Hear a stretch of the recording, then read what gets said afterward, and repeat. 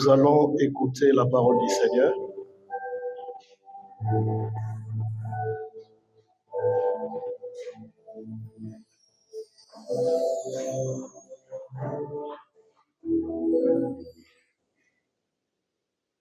Nous voulons bénir le Seigneur qui nous accorde le privilège d'être là ce matin, de partager avec vous sa parole. Et avant de progresser, nous voulons exprimer à l'endroit de l'ange du Seigneur établi en ces lieux, l'aumônier Clément Jason Senda, avec lui les conseils anciens et diacres, ainsi que vous toutes et tous, peuple de Dieu, notre gratitude au plus haut point. Recevez également de vos frères, de là où je viens, les salutations fraternelles. Vous me faites peur, hein? C'est comme si nous étions au camp militaire ici. On n'est pas à Kiboma ou pas? Alléluia. Est-ce que vous pouvez vous tenir debout et saluer au moins 3 personnes avec joie? Faites-le avec joie, s'il vous plaît. Bénissez-le de la part du Seigneur.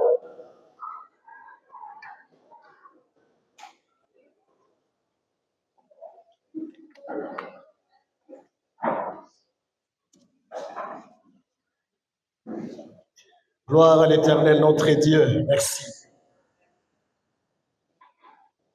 Je vous prie de bien vouloir vous lever. Nous allons rapidement lire la parole du Seigneur dans le Nouveau Testament, dans 2 évangiles différents. Nous allons commencer avec Matthieu 6, le 33e verset, et finir avec Jean chapitre 13, verset 17. Ce sont là les 2 versets qui nous serviront de fondement à ce que le Seigneur nous a mis à cœur. Matthieu chapitre 6, verset 33 et Jean 13, 17. Il est écrit ce qui suit. Cherchez premièrement le royaume et la justice de Dieu, et toutes ces choses vous seront données par-dessus. Allons dans Jean 3, 13 plutôt, verset 17.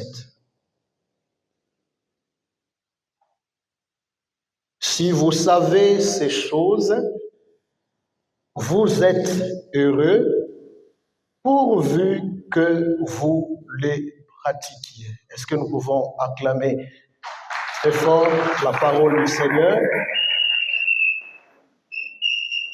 Merci de reprendre vos places. Père, ta parole est esprit et vie. Par elle, ce matin, nous te prions de bien vouloir nous sanctifier. Instruis-nous, s'il te plaît, qui sommes-nous pour nous tenir devant le peuple que tu as racheté, que tu as sanctifié, que tu as délivré. Et jamais homme ne peut parler comme toi. Nous nous recommandons à ta grâce et prions que ces instants servent uniquement à ta gloire et à l'édification de ton peuple pour la gloire de ton nom. Au nom de Jésus-Christ, avons ainsi prié. Amen. Vivre le royaume de Dieu au quotidien pour promouvoir la mission de l'Église. Vivre le royaume de Dieu au quotidien pour promouvoir la mission de l'Église. Bien-aimés dans le Seigneur, je vais m'introduire en vous faisant observer la réalité selon laquelle il n'y a aucune institution dans ce monde digne de ce nom qui existe sans une mission spéciale. Et vous pouvez en convenir avec moi. Aucune institution digne de ce nom n'existe dans ce monde dépourvue d'une mission spéciale. Et l'Église telle que nous la connaissons est une organisation, est un organisme vivant en même temps, qui est détentrice d'une mission spécifique, mission qui lui a été conférée par le Seigneur lui-même en personne. Et à la lumière de Matthieu chapitre 28, versets 18 à 20, que nous lisons depuis que ce thème nous a été annoncé, ainsi que notre passage y afférent, la mission de l'Église consiste essentiellement en ceci. Premièrement, annoncer la bonne nouvelle du salut par la grâce de Dieu en Jésus-Christ, moyennant la foi, la repentance et la conversion. De deux, témoigner de sa foi en Christ par des actes et des paroles dignes de citoyens du royaume de Dieu, et c'est partout à travers le monde. Et de trois, procéder à la formation de disciples pour Christ, bien entendu, de disciples pour Christ, les instruire et les aider à grandir dans leur foi ou dans leur vie chrétienne. En somme, cette mission ecclésiastique se traduit concrètement par les mots suivants: l'évangélisation, l'enseignement, la communion, le service et l'adoration. En résumé, c'est cela la mission de l'Église, la mission que l'Église est appelée à accomplir. Et si nous nous accordons autour de ce fait, nous pouvons attester, sans risque de nous contredire, que l'Église ainsi comprise est une force extraordinaire de transformation dans le monde, non seulement spirituellement, mais également socialement. J'aime bien ça. Je disais que l'Église, ainsi comprise dans sa mission, est, selon Dieu, et à la lumière de la parole de Dieu, une force extraordinaire de transformation dans ces mondes ici, sur le plan spirituel et sur le plan social. Autrement dit, l'Église doit vivre, l'Église doit opérer pour amener le changement, la transformation, pas seulement sur le plan spirituel, mais également sur le plan social. Mais mes chers frères et sœurs, l'important, le tout n'est pas de savoir ce que c'est la mission de l'Église. Ce qui compte n'est pas uniquement de savoir qu'est-ce qu'est la mission de l'Église. Le plus important, à mon sens, et vous serez d'accord avec moi, est de pouvoir l'accomplir. Quelqu'un dit Amen. Ce qui compte, ce n'est pas que nous soyons connaisseurs de ce que Dieu a confié à l'Église en termes de mission, mais que l'Église soit à même, soit disposée, soit prête à l'accomplir. Et ce matin, de la part du Seigneur, je viens réitérer à l'Église l'appel, la recommandation d'accomplir la mission. La recommandation d'apporter la bonne nouvelle du salut par la grâce de Dieu en Jésus-Christ, moyennant la foi, la repentance et la conversion. La mission qui consiste pour nous à former de disciples pour Christ, à les instruire, à les aider à progresser, à faire des progrès dans la foi. La mission qui consiste à témoigner de notre foi en Christ, partout où nous sommes, à travers le monde, par des actes et des paroles dignes de fils et de filles du royaume des cieux. Il existe donc plusieurs manières d'accomplir la mission de l'Église. Je n'ai pas la prétention de pouvoir vous fournir la liste exhaustive de ces différentes manières.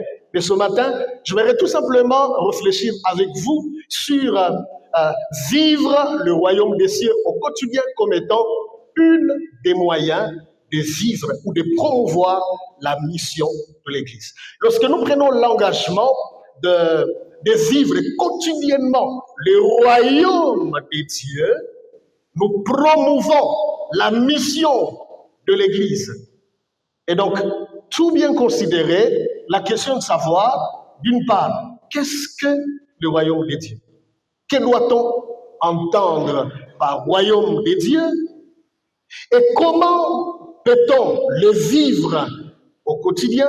Voilà la préoccupation à double portée de ce que le Seigneur m'a mis à cœur. Alors très rapidement, laissez-moi vous dire un petit mot sur les deux textes que nous venons de lire. Matthieu chapitre 6, 33, nous les connaissons parfaitement bien. Il est question du Seigneur Jésus-Christ qui s'adresse à ses disciples, qui les instruit en fait, ou qui les, si vous voulez, qui les conseille, qui les amène, qui les défie à agir différemment des païens. Lorsque vous remontez la lecture, vous allez vous rendre compte de ce dont il est question. Jésus parle de païens, le païen qui s'inquiète du lendemain, le païen qui s'inquiète des moyens existentiels. Et Jésus leur dit, ne faites pas comme eux. Ne vous inquiétez pas du lendemain. Non, ne faites pas comme eux. La première des choses, Jésus le défie à agir différemment de païens. Et ce message, cette recommandation nous est faite à nous ce matin. En tant que disciples, en tant que chrétiens, le Seigneur nous appelle à agir différemment du monde, à agir différemment des païens. La deuxième des choses, il leur recommande l'exigence de rechercher le royaume et la justice de Dieu. Et tout le reste, c'est-à-dire le besoin existentiel, leur sera donné par-dessus. Alléluia. Dans le deuxième verset, c'est toujours le Seigneur Jésus-Christ qui parle à ses disciples en particulier. Et cette fois-là, il est en train de leur dire, je paraphrase, qu'il ne suffit pas d'avoir la connaissance de la parole de Dieu. Dieu n'a pas besoin des enfants bourrés de connaissances. Ce qui impressionne Dieu, ce n'est pas le fait que nous soyons pour lui des enfants, des serviteurs qui connaissons la parole de Dieu au point de la restituer à cœur. Ce n'est pas le plus important pour Dieu.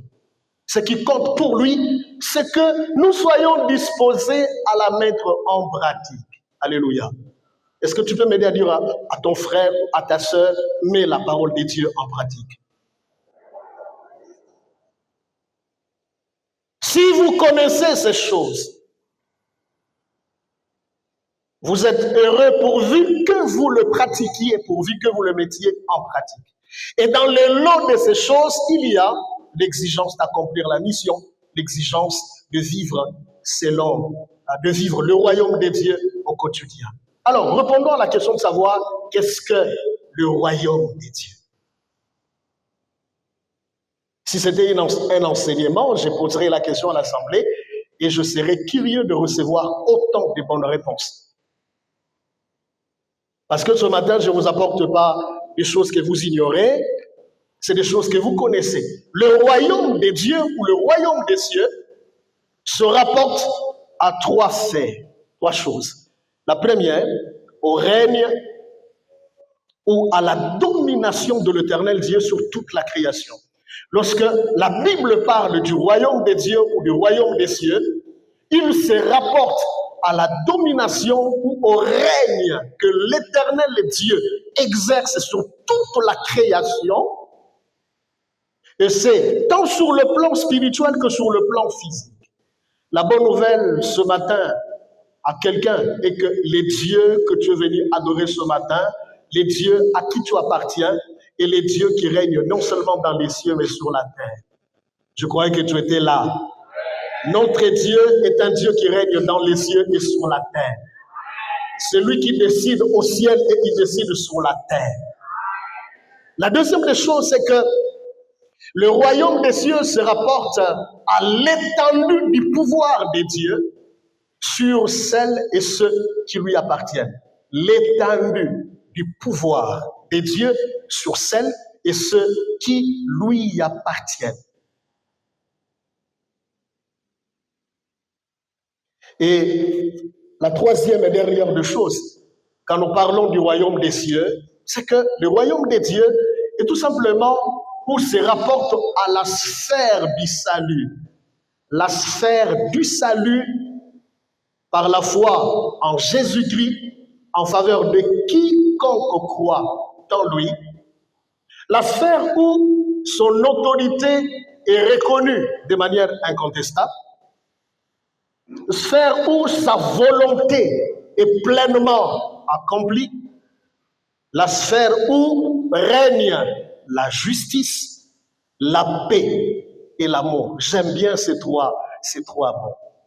Le royaume de Dieu, c'est la sphère où l'autorité de Dieu est reconnue. C'est le cas d'ici.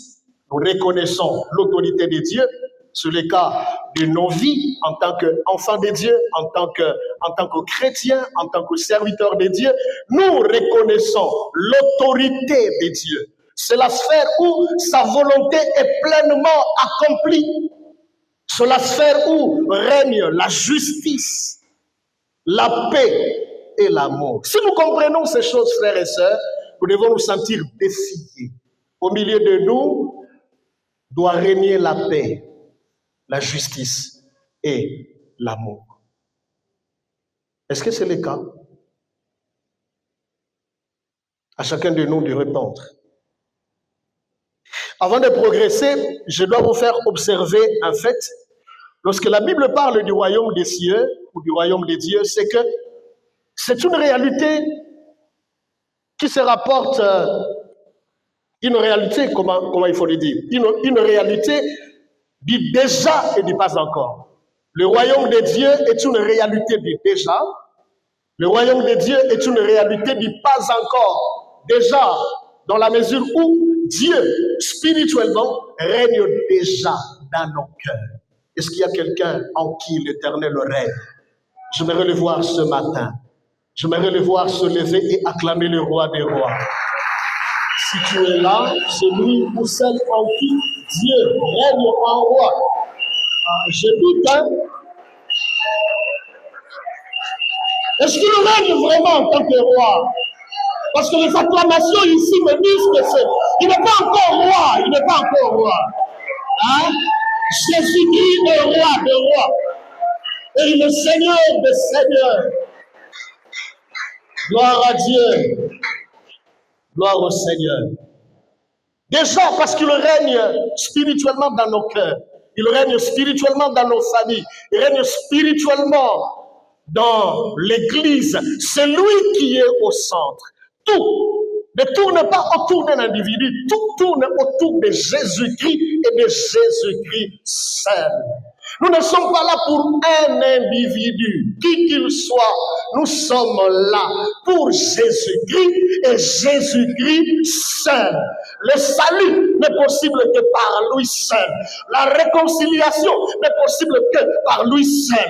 La rédemption n'est possible que par lui seul. La rémission des péchés n'est possible que par lui seul. La vie éternelle ne peut être donnée que par lui seul. Lui seul est capable de sanctifier, de justifier, de pardonner le péché. J'entrerai au ciel, pas parce que je prêche. J'entrerai au ciel, pas parce que je suis né dans une famille chrétienne. J'entrerai au ciel, parce qu'un jour, on m'a annoncé la parole de Dieu. Mon cœur a été touché. Et le Saint-Esprit m'a aidé. J'ai ouvert mon cœur. Je l'ai reçu en tant que Seigneur et Sauveur personnel. Voilà pourquoi j'entrerai au ciel. Je n'entrerai pas au ciel parce que je fais du bien. Je n'entrerai pas au ciel parce que j'évangélise. J'entrerai au ciel parce que de mon vivant, dans ce monde ici, j'aurai accepté, en vertu du Saint-Esprit, de naître de nouveau. Et tout ceci, c'est tout simplement grâce au Seigneur Jésus-Christ. Mais de l'autre côté, de l'autre part, c'est une réalité du pas encore. Tout simplement parce que dans sa dimension physique, dans sa manifestation publique, le royaume de Dieu est à venir. Et pour cela, vous pouvez vous référer à Apocalypse au chapitre 20, du 1er ou du 4e au 6e verset qui en parle avec force de taille. Et je me garde de vous dire de très bonnes choses qui sont là-dedans. Mais j'aimerais revenir à Matthieu chapitre 6, 33, où le Seigneur, autrefois s'adressant à ce disciple et aujourd'hui s'adressant à nous, nous recommande de rechercher le royaume de Dieu. Nous savons, nous nous sommes mis d'accord autour de ce que c'est le royaume de Dieu, mais c'est quoi rechercher le royaume de Dieu? Royaume de Dieu, frères et sœurs, c'est tout simplement donner priorité. Donner priorité et réserver de droit la toute première place à l'éternel Dieu dans tous les domaines de notre vie. C'est merveilleux, j'aime ça. Rechercher le royaume de Dieu pour nous, chrétiens, pour nous, Église, pour nous, enfants de Dieu, équivaut tout simplement à donner priorité. Nous devons donner priorité. Nous devons réserver de droit. Dieu ne commande pas la première place dans nos vies. La première place, nous devons la réserver de droit à l'Éternel, notre Dieu. Et c'est dans tous les domaines de notre vie. Deuxièmement, rechercher le royaume des cieux, c'est tout simplement prioriser les intérêts de Dieu avant tout autre besoin existentiel dans nos vies. Faire des intérêts de Dieu dans nos vies une priorité avant tout autre besoin existentiel. Et si nous comprenons cela, nous devons arriver à la conclusion selon laquelle Dieu doit venir avant le mariage. Dieu doit venir avant les fiançailles. Dieu doit venir avant les affaires. Dieu doit venir avant le voyage. Dieu doit venir avant les études. Dieu doit venir avant le travail. Dieu doit être placé au-dessus de tout et avant tout. C'est ce que ça signifie rechercher le royaume des cieux. Si je dois trancher entre regarder le match, parce que c'est une des équipes que j'aime beaucoup, que j'adule, qui doit jouer, et aller au culte, pour quelqu'un qui est rodé à rechercher le royaume des cieux, le choix est simple. Aller au culte. Est-ce que quelqu'un peut dire Amen? Les Vitacribiens ne sont pas ici. Hein? Les Imanali, tout ça, les renaissances. Entre participer au culte, ça vous est déjà arrivé, n'est-ce pas? C'est l'heure d'aller au culte, mais c'est aussi le moment où doit jouer mon équipe préférée. C'est par là qu'on reconnaît les vrais enfants de Dieu. Vous savez, être enfant de Dieu, ce n'est pas les raconter à qui veut l'entendre, c'est le vivre en pratique. Être enfant de Dieu n'est pas une affaire de récitation, c'est une affaire de pratique, c'est une vie. C'est pourquoi ce matin, je suis venu dire à quelqu'un, vivre le royaume des cieux au quotidien. Pas en délestage, c'est une affaire du quotidien. Quotidiennement, il faut que nous vivions le royaume des cieux quotidiennement, au jour le jour. Combien de personnes n'ont-elles pas abandonné les cultes? Plus grave encore, il y a des dirigeants des cultes qui se sont trouvés des excuses, qui se sont inventés des raisons fallacieuses, tout simplement parce que c'est son équipe qui joue. Non, pasteur, vous voyez, j'ai fait un rime circonstanciel. Est-il possible de me trouver un remplaçant, s'il vous plaît, avec tout le respect que je vous dois? Donc, à des rimes circonstanciels, tu es prêt de la rater. Mais il y a match. Combien de sœurs, combien de frères n'ont-ils pas séché le culte parce qu'il y a rendez-vous improvisé avec le fiancé ou la fiancée? Il n'y a personne ici. Hein? Non, je bois de l'eau.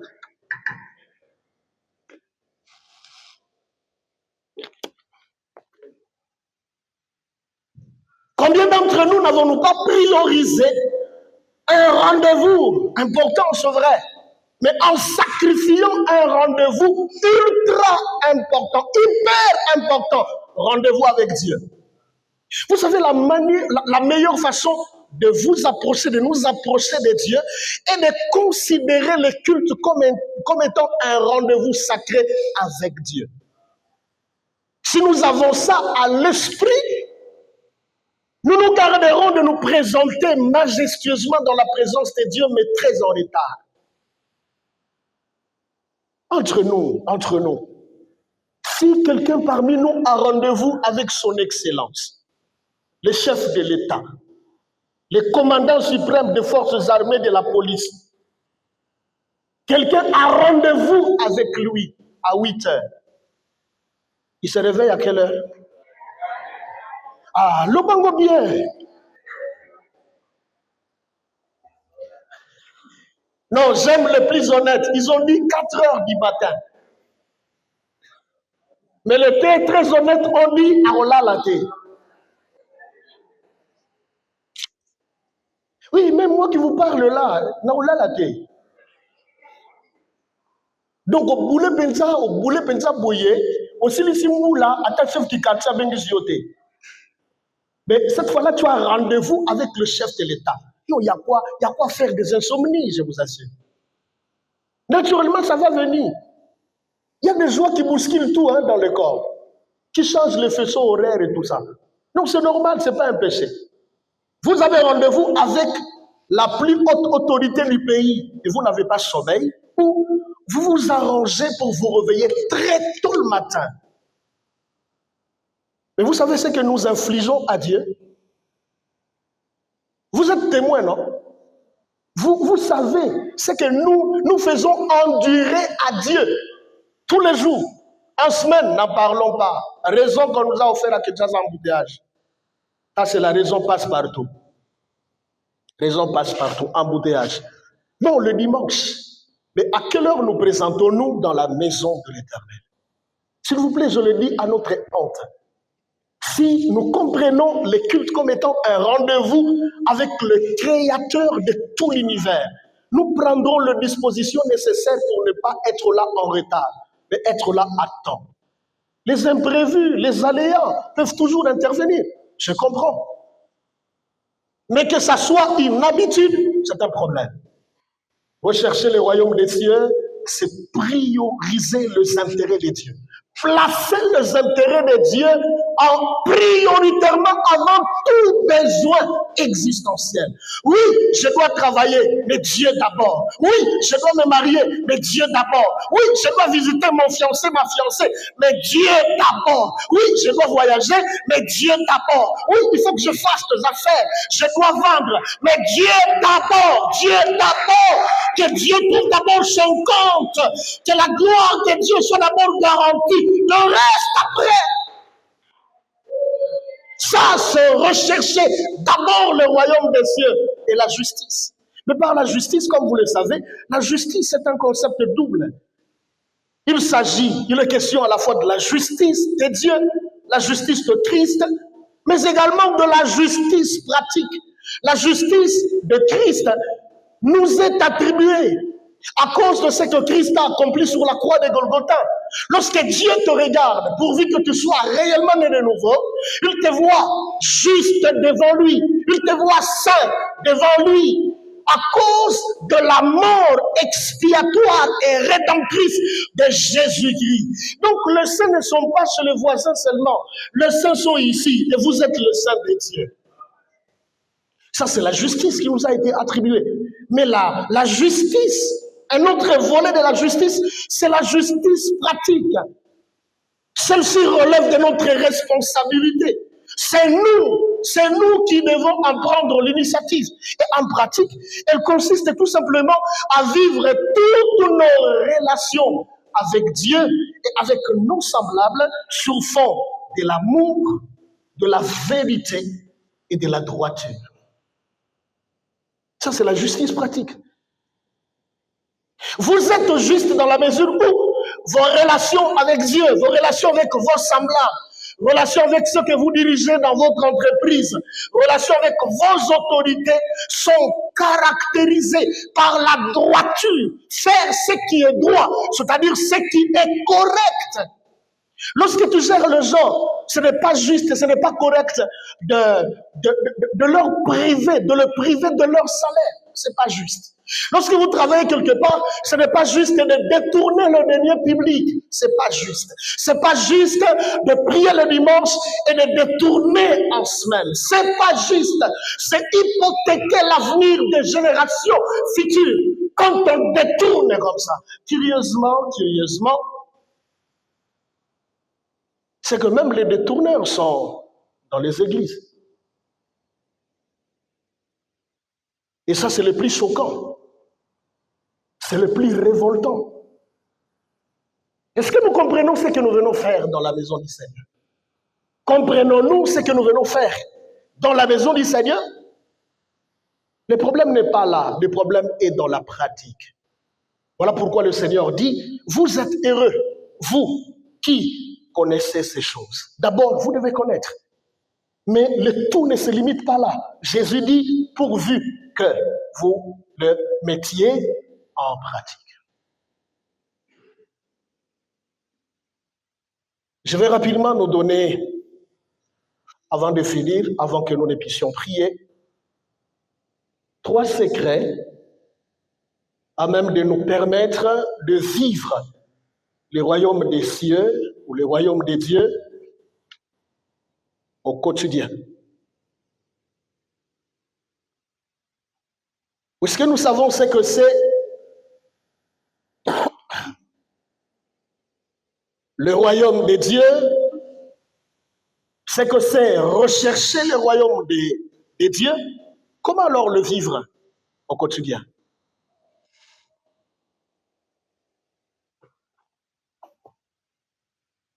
Excusez-moi.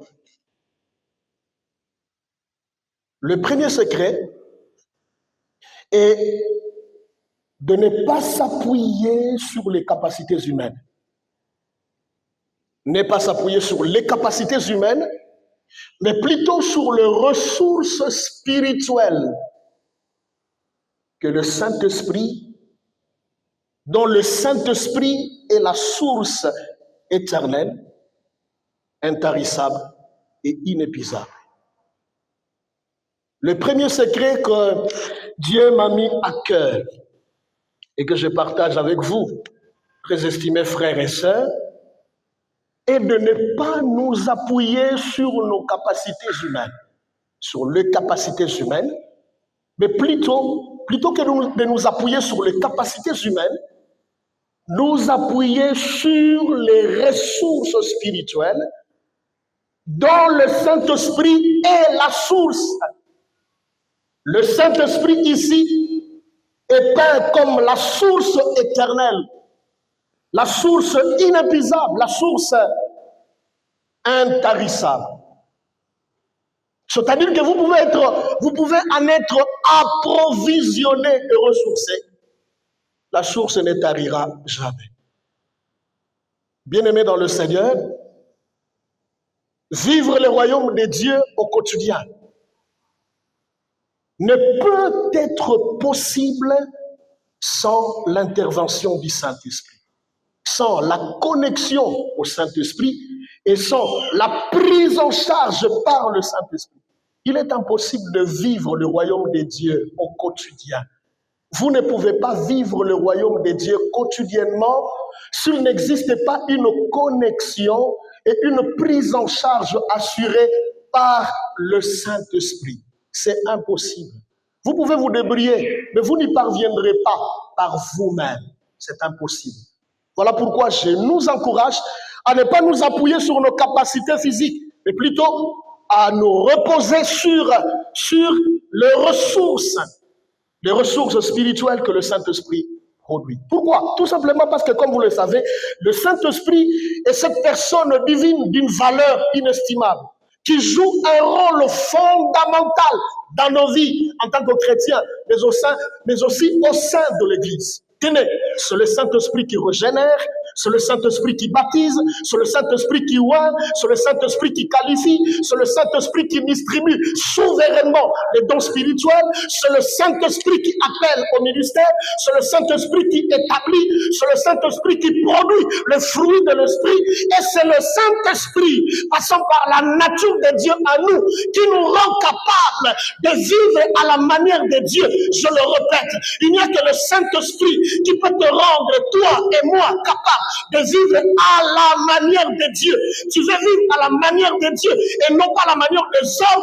Tu as besoin du Saint-Esprit, parce que le seul qui puisse t'aider à y parvenir, c'est le Saint-Esprit. Le Saint-Esprit. Bien-aimés, j'aime un merveilleux texte que vous connaissez certainement bien. C'est Zacharie chapitre 4, le 6e verset. Dieu s'adressait à un homme merveilleux du nom de Zorobabel. Zorobabel était gouverneur. Et vous connaissez la tâche qui lui était dévolue, la reconstruction du temple. Il a lancé le travaux, il a défié le peuple. Quelque temps après, les gens ont mis la main dans la pâte. Les travaux ont démarré. Mais quelques temps après seulement, quelques mois seulement, le peuple a été plongé dans un découragement sans précédent par les ennemis du peuple. Ceux-là même qui ne voulaient pas que le temple fût reconstruit. Et même Zorobabel lui-même ne pouvait pas faire quoi que ce soit. Il a tenté, en tant que gouverneur, ça n'a pas marché.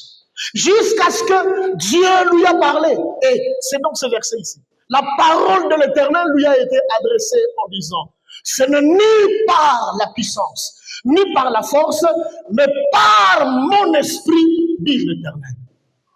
Bien aimé, il y a des choses que vous pouvez accomplir. Fonction de votre intelligence, fonction de vos relations. Il y a des choses que vous ne pouvez pas accomplir sans l'intervention du Saint-Esprit. Il faut le Saint-Esprit pour que vous soyez capable de les accomplir. Et même les choses que vous pouvez accomplir avec votre intelligence. Quand le Saint-Esprit met de sa dose là-dedans, vous sortez dans la catégorie d'ordinaire et vous œuvrez désormais dans la catégorie d'extraordinaire. Alléluia. Le Saint-Esprit. Faisons le choix, frères et sœurs, de nous appuyer, de compter sur les ressources spirituelles que le Saint-Esprit gère. Mais en pratique, cela consiste pour nous à nous laisser constamment conduire par le Saint-Esprit. En pratique, cela consiste pour nous à nous laisser constamment conduire par le Saint-Esprit, à nous soumettons volontairement à sa toute-puissance, à son autorité, à son influence et à sa direction. Vous entendez ça? Vous devez volontairement choisir de subordonner votre volonté, vos engagements, votre vie à la puissance du Saint-Esprit, à son autorité, à son influence et à sa direction. C'est cela que je les ai conduits par le Saint-Esprit. Le deuxième secret, avant que je finisse, pour vivre le royaume des cieux au quotidien, c'est de pouvoir progresser dans la ressemblance à Christ et vivre selon son modèle. Merveilleux. Progresser dans la ressemblance de Christ et vivre selon son modèle. Bien-aimés frères et sœurs, lorsque nous plongeons le regard dans un texte comme Romains chapitre 8, verset 29, nous sommes pleins d'admiration au sujet du plan merveilleux et extraordinaire de Dieu. Quand vous lisez ce passage, vous allez comprendre que depuis l'éternité, Dieu a choisi volontairement et souverainement de nous aimer, de nous racheter, de nous sauver en Christ. Et comme cela ne suffisait pas, il nous a prédestinés à être semblables à l'image de son Fils Jésus. Est-ce que nous pouvons acclamer le Seigneur?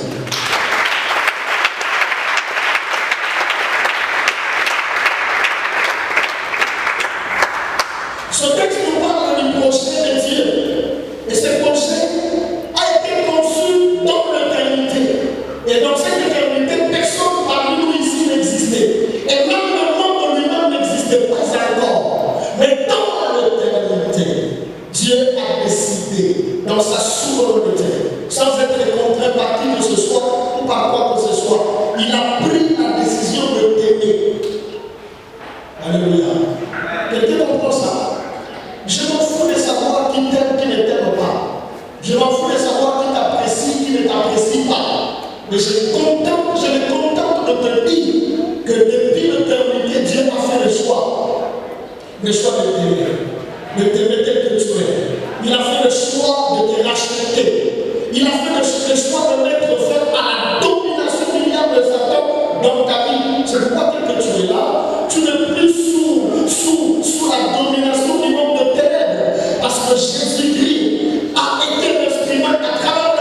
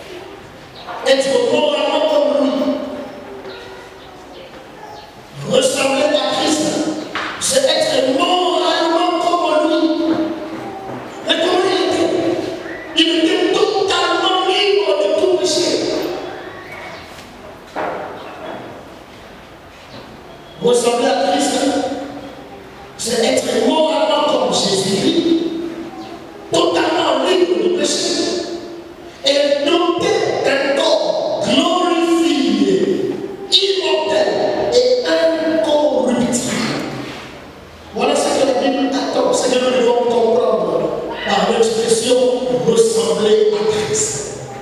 Et ici, le secret, le deuxième secret que je vous fais part, c'est que nous puissions progresser dans ces processus de ressemblance à Christ. Ce n'est pas un acquis une fois pour toutes. Il faut y progresser. Nous devons progresser dans la ressemblance à l'image de Christ. C'est-à-dire, de plus en plus, nous devons être semblables à Christ. Voir les choses comme il le voit, parler comme il a parlé, marcher comme il a marché, servir comme il a servi. Et c'est dans cette perspective que nous pouvons comprendre la recherche de la justice de Dieu. Quand Jésus dit à ses disciples, recherchez d'abord le royaume et la justice de Dieu, et le reste vous sera donné par-dessus. Justice, comme je le disais, c'est tout simplement vivre toutes vos relations avec Dieu et avec les autres sur fond d'amour, de la vérité et de la droiture. Je vais terminer. Le sel et la terre. Vous êtes la lumière du monde. Nous connaissons tous les rôles que joue, c'est des rôles majeurs que joue le sel et la lumière.